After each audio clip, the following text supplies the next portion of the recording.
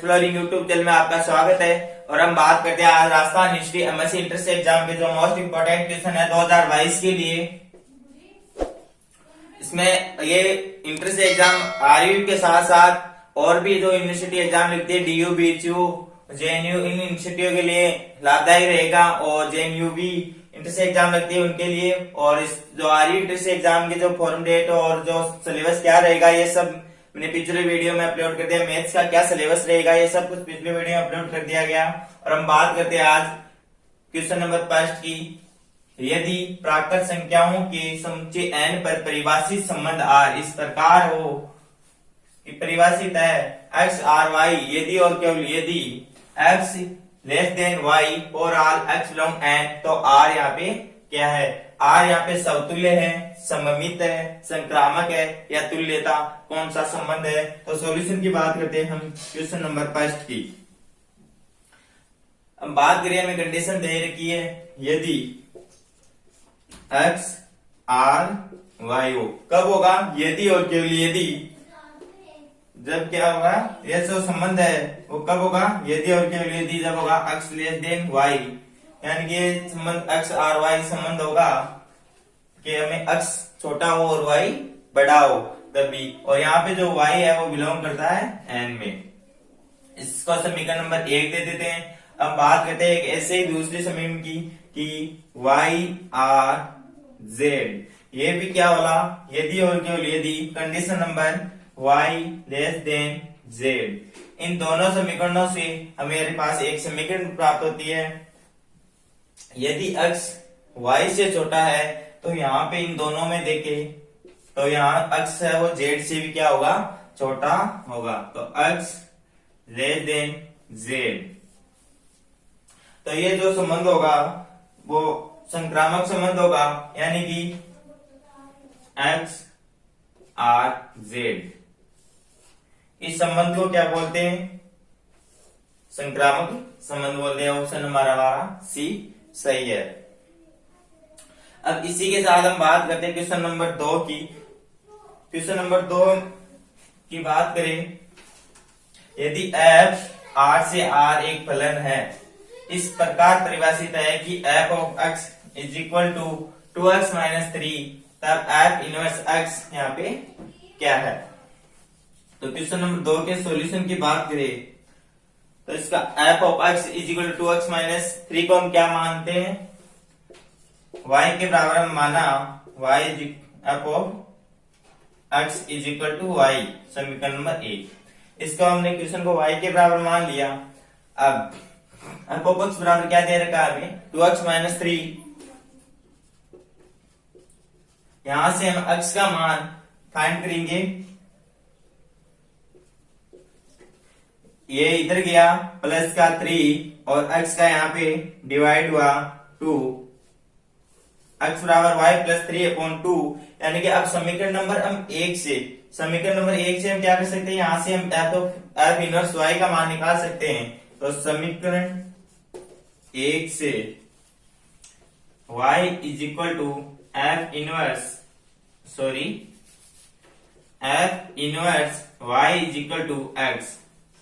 f inverse y is equal to x का मान हमें ये दे रखा है, तो यहां से हम x का मान पुट करेंगे is equal to y plus 3/2, यानी कि f inverse y is equal to y plus 3/2। अब यहां से वैल्यू पूरी y में आ रही है, तो यहाँ हमको मान चाहिए जो x में चाहिए था, तो हम यहाँ पे y की जगह क्या कर देंगे? x। f inverse x is equal to x plus 3/2, यानी कि हमारा ऑप्शन नंबर ए रहेगा यहाँ पे x प्लस 3/2। अब बात करते हैं क्वेश्चन नंबर 3 की। आज जो क्वेश्चन नंबर 5, सेकंड और जो 4th जो क्वेश्चन हम आए हैं वो RU university MSc entrance exam 2012 के इंपोर्टेंट क्वेश्चन पूछे गए हैं। उनमें से एक क्वेश्चन है 2012 में एक क्वेश्चन आए थे आरयू के अंदर। तो क्वेश्चन नंबर 3 है, हैमिल्टन पथ क्या होता है? हैमिल्टन पथ होता है जनक वृक्ष। ऐसे क्वेश्चन डायरेक्ट भी आते हैं। हैमिल्टन पथ क्या होता है? इसका आंसर है जनक वृक्ष।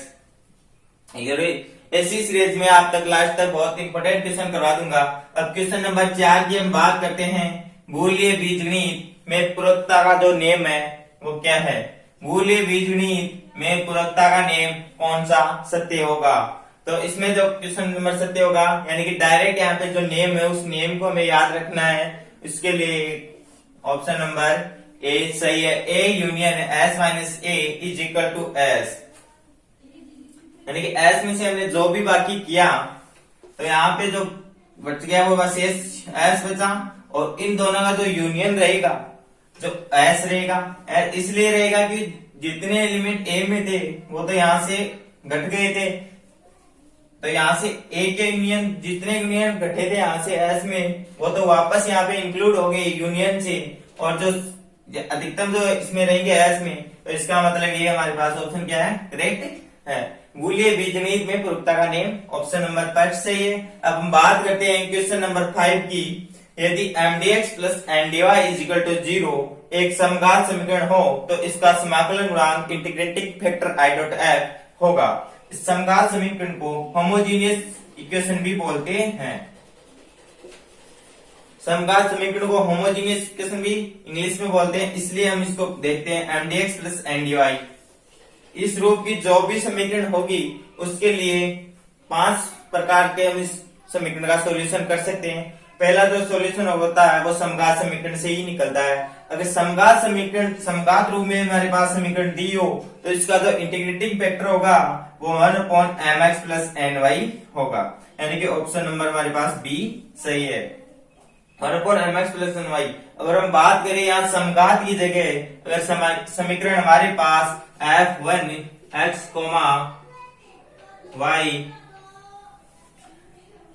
y dx plus f2 x y x dy is equal to 0 रूप किया जाए। अगर इसका हमारे पास इंटीग्रेटिंग फैक्टर पूछ लिए समाकलन गुणांक, तो इसका क्या होगा? ये होगा option number A 1/mx minus ny। और यहाँ पे एक कंडीशन और होती है कि mx plus ny does not is equal to 0 होना चाहिए, और mx minus ny is equal to does not 0 होना चाहिए। और ये हो गया। और एक दो कंडीशन और होती है, अगर ऐसा कोई क्वेश्चन आएगा तो वो कंडीशन और बता दूंगा। इन ज्यादातर यही दोनों मोस्ट है, और ऐसे ही क्वेश्चन हमारे पाने के लिए आप चैनल को सब्सक्राइब कर सकते हैं। ज्यादा से ज्यादा शेयर करें ताकि अपने फ्रेंड्स को फायदा हो सके। और भी क्वेश्चन पाने के लिए इसका सिलेबस है सारा दिया हुआ है, इसका लिंक आपको डिस्क्रिप्शन में मिल जाएगा।